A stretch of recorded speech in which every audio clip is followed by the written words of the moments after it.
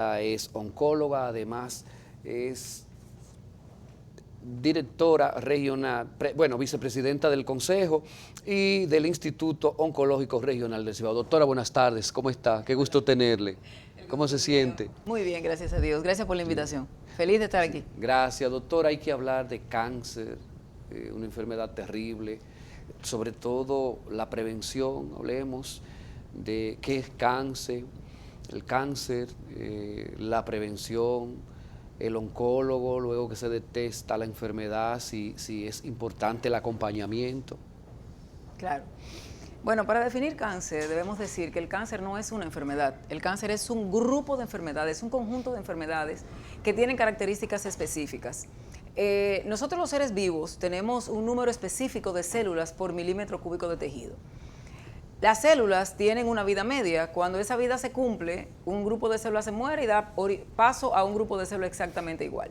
Una de las características que pierden las células es justamente la inhibición por contacto. Empiezan a proliferar de manera indiscriminada y tienen la capacidad de invadir el tejido donde se originan y emitir enfermedad a distancia, que es lo que se conoce con el nombre de metástasis, que es lo que en la mayoría de veces impide la curación en un paciente oncológico. Entonces, cáncer es un conjunto de enfermedades caracterizado por una alteración en los mecanismos que controlan el crecimiento de la célula y la muerte celular. Esto lleva a grupos de células con la capacidad de invadir donde se originan y de viajar a sitios distantes. Eso es lo que se conoce con el nombre de cáncer.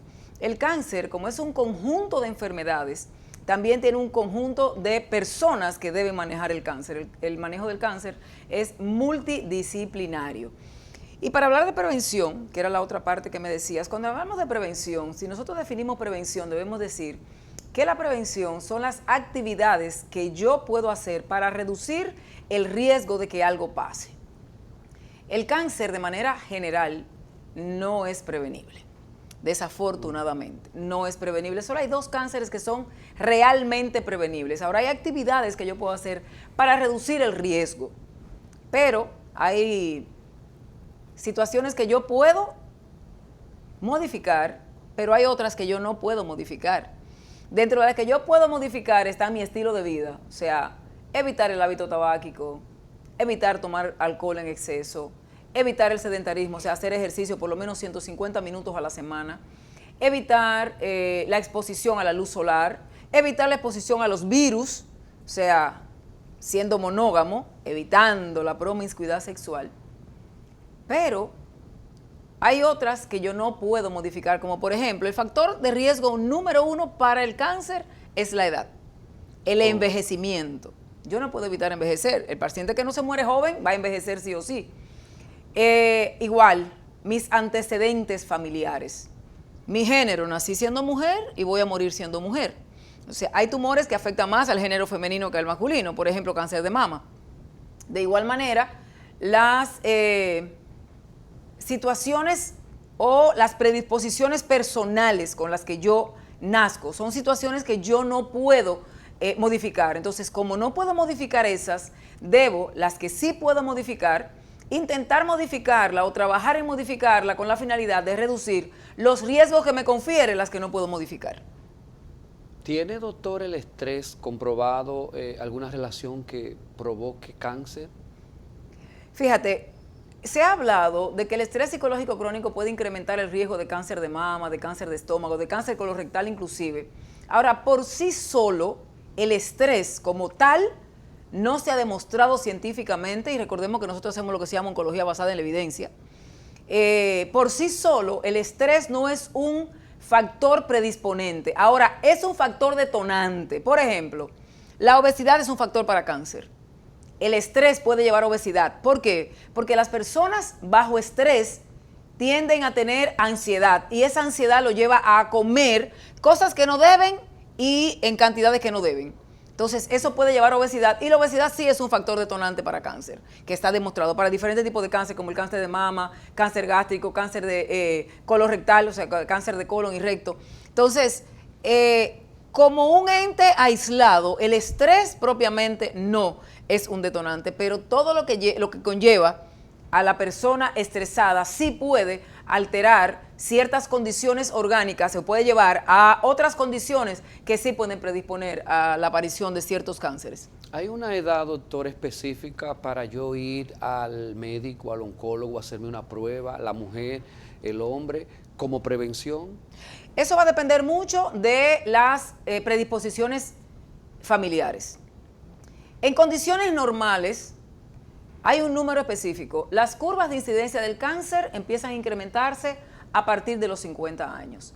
Por consiguiente, para cáncer de mama, la detección temprana inicia con la mamografía, que es el método de detección temprana, a los 40 años, en pacientes que no tienen antecedentes familiares de cáncer de mama, porque si tienen antecedentes familiares de cáncer de mama, y ese cáncer de mama, la familiar de esa mujer lo desarrolló antes de la menopausia, esa paciente tiene 3 veces más riesgo de desarrollar cáncer que la población general. Con lo cual, esa paciente debe iniciar el tamizaje o la detección temprana o la búsqueda de la detección temprana a los 35 años. Perdóneme, doctora, tamizaje. Tamizaje. ¿De qué hablamos? El tamizaje son estudios o análisis de laboratorios que se realizan en una población específica para buscar la enfermedad antes de que se manifieste clínicamente. Ese es el tamizaje. Por ejemplo, el tamizaje para cáncer de mama es la mamografía. El tamizaje para cáncer de próstata es la determinación de la elevación del antígeno prostático específico, el PSA, que es una prueba que se hace en sangre, y en este momento también la resonancia multiparamétrica de la próstata, que debe iniciarse a los 40 años. Pero si ese hombre tiene antecedentes familiares de cáncer de próstata, familiares de primer grado, como padre, abuelo, hermano o tío de la línea paterna, esa persona debe iniciar ese tamizaje o esa búsqueda a partir de los 35 años. O sea que la edad es un factor predisponente para cáncer y por consiguiente, a cierta edad, como los 40, que es el número, debe iniciarse la búsqueda tanto en hombres como en mujeres para próstata y mama. Ahora, no existe edad para la prevención del cáncer de cuello uterino. Esta inicia a partir del inicio de la vida sexual. Mientras más temprano se inicia la vida sexual, más tempranamente debe hacerse el Papa Nicolau. ¿Por qué? Porque la edad a la que se inicia la vida sexual es un factor de riesgo para cáncer de cuello de la matriz o de cuello uterino. El cáncer de cuello uterino sigue cobrando un número muy alto de vidas anualmente en el mundo y es un cáncer que es absolutamente prevenible. Tiene 2 tipos de prevención. Está la prevención primaria, que es la vacuna, y está la prevención secundaria, que es el manejo de las lesiones premalignas. Ahora, si una mujer inicia la vida sexual antes de los 18 años, eso le confiere un riesgo elevado para el desarrollo del cáncer de cuello uterino. Y si esa misma mujer tiene múltiples parejas sexuales, el riesgo sigue incrementándose. Si esa mujer tiene múltiples partos, ese riesgo sigue incrementándose. ¿Por qué las múltiples parejas sexuales? Bueno, porque la mujer que tiene múltiples parejas sexuales tiene mayor riesgo de infectarse con el virus de papiloma humano, que es el factor predisponente para el cáncer de cuello uterino. Existe lo que se llaman factores de riesgo, por ejemplo, las múltiples parejas sexuales y el agente etiológico, que es el virus de papiloma humano. Pero es mucho más probable que una mujer que sea promiscua, que tenga múltiples parejas, tenga mayor probabilidad de infectarse con el virus de papiloma humano que una mujer monógama. Pero esto debo de aclarar que muchas veces la mujer es monógama, tiene una sola pareja, pero si su marido tiene múltiples parejas, usted corre exactamente el mismo riesgo que una mujer promiscua. Le transmite. Claro. Sí. Tiene el mismo riesgo de infectarse porque obviamente el hombre es quien le va a infectar a esta mujer. Doctora, entonces el cáncer se cura, se controla, el que se diagnostica con cáncer, ¿hay que llevar un tratamiento hasta la muerte o se sana definitivo? Esa es una muy buena pregunta. La cura del cáncer es directamente proporcional al momento en que esta enfermedad se diagnostica. Y por eso me imagino que me invitaste a hablar de prevención el día de hoy. Justamente, yo debo lastimosamente decir que no todos los cánceres son prevenibles. Hablé de 2 cánceres prevenibles, pero yo puedo hacer cosas que me pueden reducir el riesgo. De eso vamos a hablar en un momentito. Pero el cáncer se cura. Si el cáncer se detecta antes de su manifestación, es potencialmente curable. ¿Qué es lo que nosotros necesitamos hacer para hacer una detección de la enfermedad en estadios tempranos o en etapa temprana? Hacer chequeos médicos mientras estamos bien. Al médico se debe acudir mientras estamos sanos, aparentemente. ¿Por qué? Porque cualquier enfermedad que se diagnostica antes de su manifestación clínica es potencialmente curable, y el cáncer es una de ellas. El cáncer se cura, sí, cuando se diagnostica en estadios tempranos. Y para hacer detección temprana hay que acudir al médico para que nos busque cuando todavía no tenemos nada. En ese momento el cáncer es curable. Cuando el cáncer se manifiesta clínicamente, las posibilidades de curación son menores. Pongo un ejemplo. Yo voy a ir al médico a realizarme una mamografía cada cierto tiempo. Esa mamografía va a dar un dato, va a dar una información, y esa información va a permitir que ese médico que me solicitó esa mamografía tome una conducta.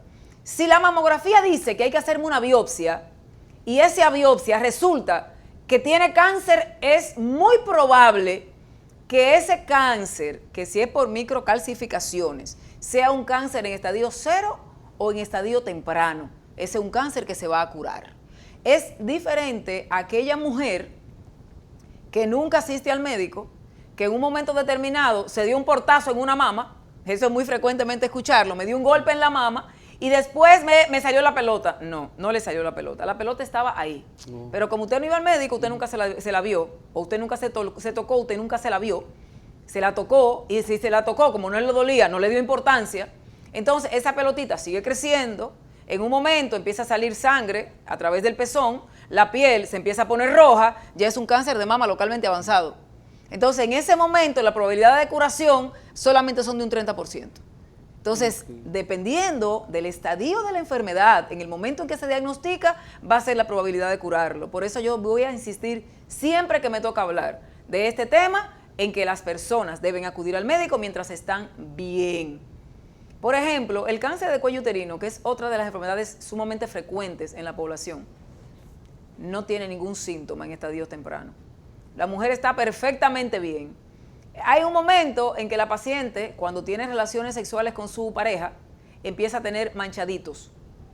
Esa manchita está generalmente provocada, no digo que siempre va a pasar igual, generalmente provocada por el trauma que se produce en el cuello de la matriz, donde hay una lesión que cuando usted la toca, sangra. Eso es un signo clínico de cáncer de cuello uterino. El sangrado post-relación sexual, nosotros le conocemos como sangrado transvaginal postcoital, es el sangrado post-relación sexual. Eso es un signo de cáncer de cuello uterino. El sangrado que se queda entre una menstruación y otra también son signos de cáncer de cuello uterino. De igual manera, la salida de líquido a través de la vagina, que muchas veces ese líquido es maloliente, eso es un signo de un cáncer de cuello uterino localmente avanzado. Entonces ya hay necrosis del tumor, es un tumor avanzado localmente, que se le empieza a hinchar una pierna y que usted está sangrando y tiene dolor en la espalda, pero usted no le ha hecho caso a eso. Cuando le empieza a doler la espalda y la pierna se empieza a hinchar, entonces usted va al médico, es un cáncer avanzado de cuello uterino. Entonces no debemos esperar llegar hasta ese momento. Lo ideal es que usted mañana, o el lunes más bien, porque hoy es sábado, haga una cita con su ginecólogo para hacer el Papa Nicolau. Tan simple como eso, usted va y se hace su citología cérvico-vaginal, el Papa Nicolau, y usted va a reducir el riesgo de cáncer de cuello uterino. Sus hijas, entre 8 y 15 años, que se le ponga su vacuna. Las vacunas no matan a nadie, que se le ponga su vacuna para el VPH, para evitar la infección por el virus de papiloma humano, que es la prevención para cáncer de cuello uterino.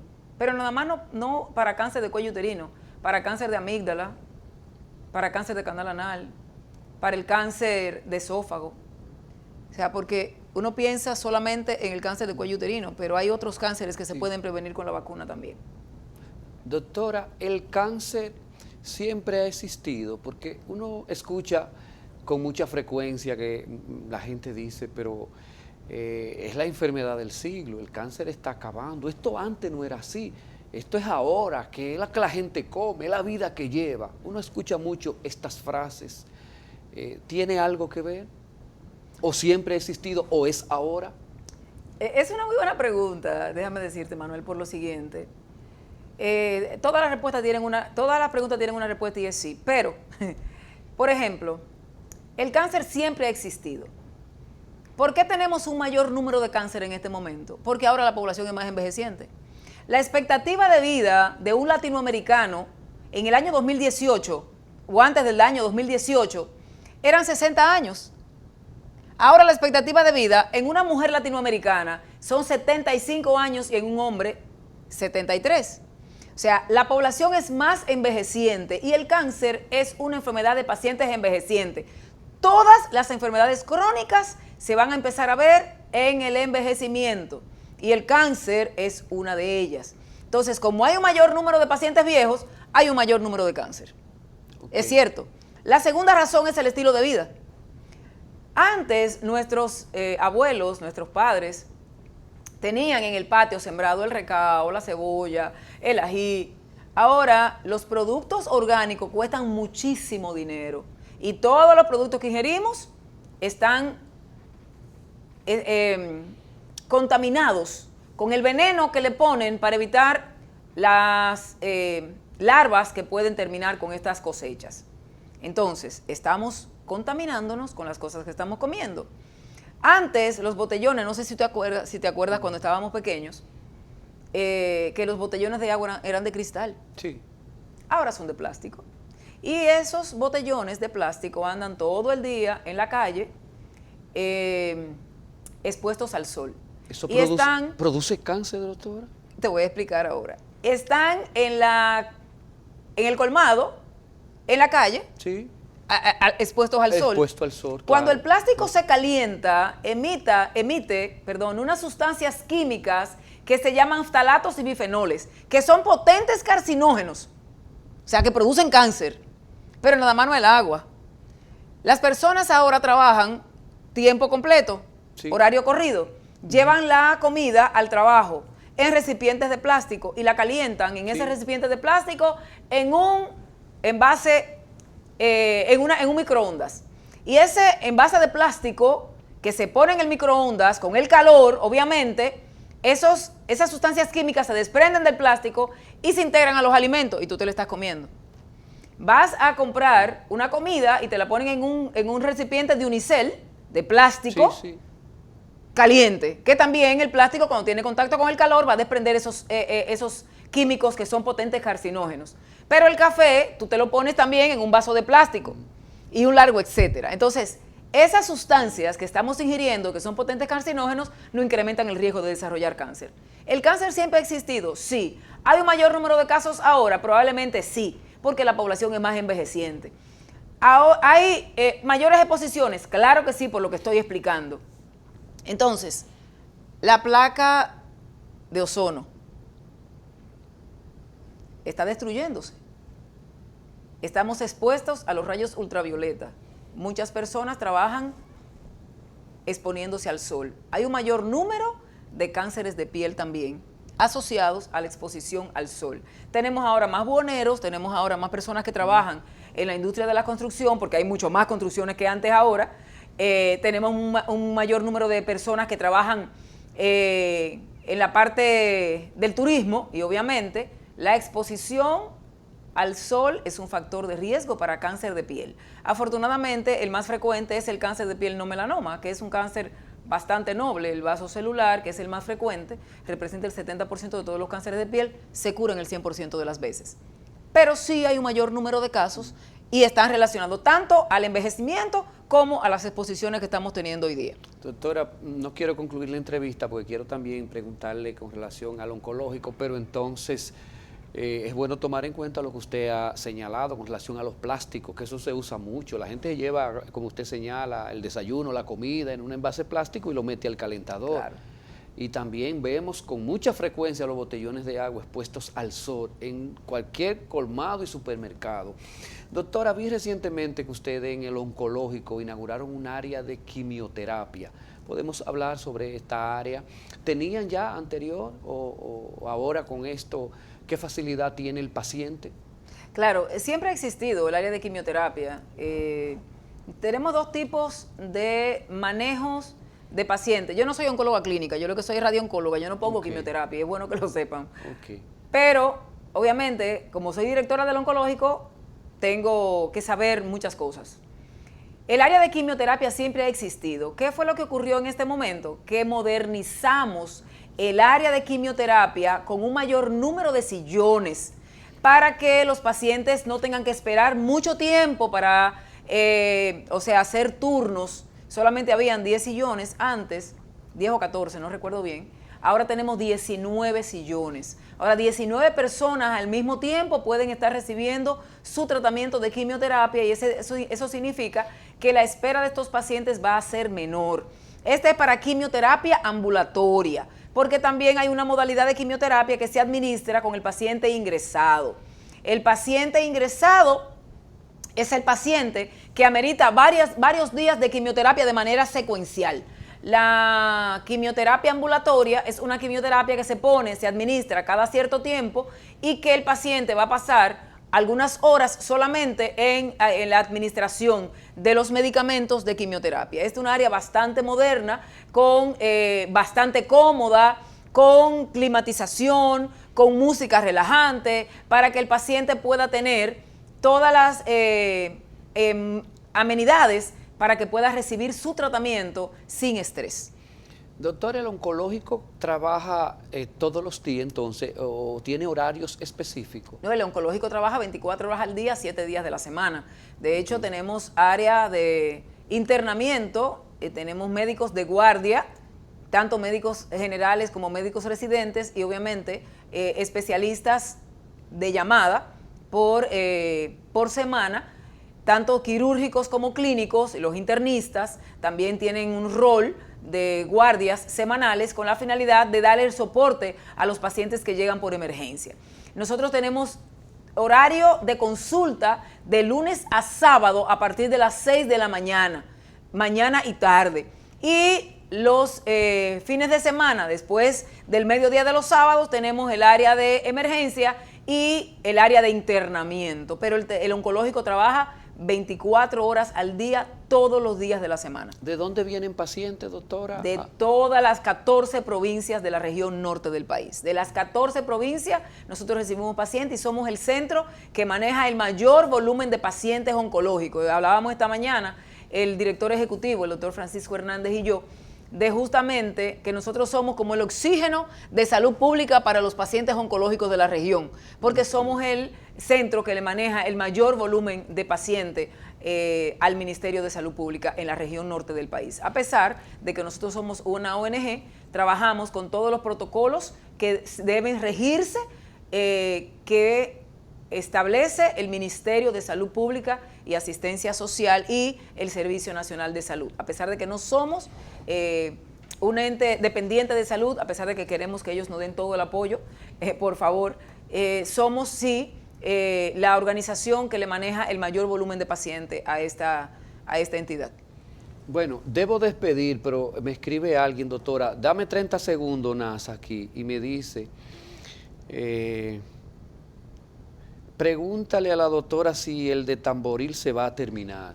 En 30 segundos, doctora, porque debemos terminar ya. Eso es algo que estamos discutiendo en la institución, pero yo entiendo que no tiene sentido tener un centro solamente para toma de muestras con una consulta si nosotros tenemos los carros de Tamboril que llegan exactamente al frente de la institución. O sea que como es un centro que no iba a tener todos los servicios como lo tenemos en el oncológico, creo que es un centro que no va a abrir realmente. Los servicios se van a seguir ofreciendo en el Instituto Oncológico Regional del Cibao, donde hemos estado los últimos 61 años.